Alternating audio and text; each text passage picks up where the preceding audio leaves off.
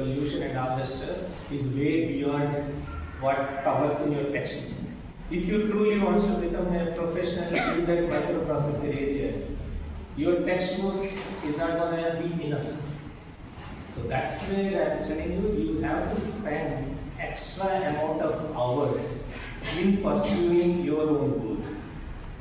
I'll give a few examples of mine, that, how I started. You guys can, take it with a grain of salt, because, mine was, I started my journey like probably 27 years back, or 30 years probably.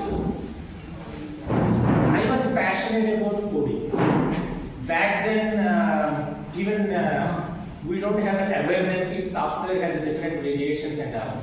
All the thing I know or I was aware of was like, I was exposed to Fortran programming in my first year of engineering.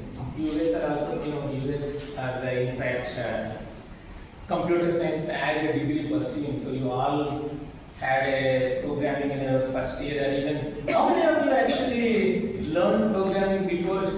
Anybody learned computer programming before coming to college? Yeah. Fortunate or unfortunate that you are arrived into computer engineering per se. But I'll give you an example. These days means your generation, right? Kids get exposing towards computer programming at probably 10 plus. In fact, my daughter, who is now in second year of engineering, she actually got exposed to writing Python code when she was in, I believe, 9th grade. She got exposed. She wrote Python code, starting from school. But actually, there is nothing important to that factor as such. When you start, it doesn't matter actually.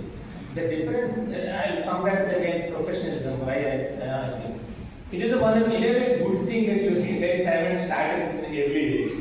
That means you actually started whatever that you learned on the college when you started in the 4-year degree.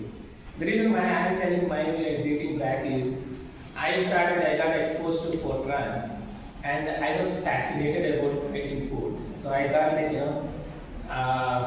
so much excited when I first saw that I can actually write a matrix multiplication program in fact, back then I never had an access to computer, so all the Fortran that I learned was writing on a paper.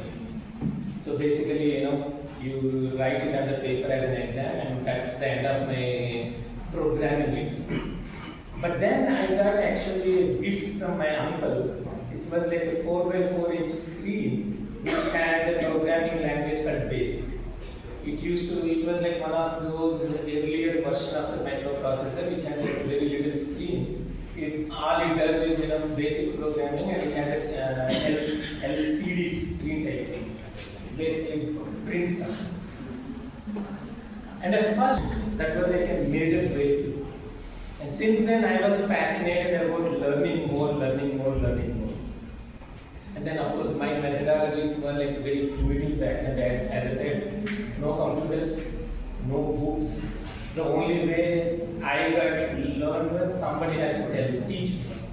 So I went to one of my father's colleague's son who had a computer and whatnot. I went to his home and started learning from him. But my fascination actually kept me writing code. I went to IIT Bombay, again started like from, unfortunately the stream that I mentioned for major masters in IIT Bombay doesn't require much of the program.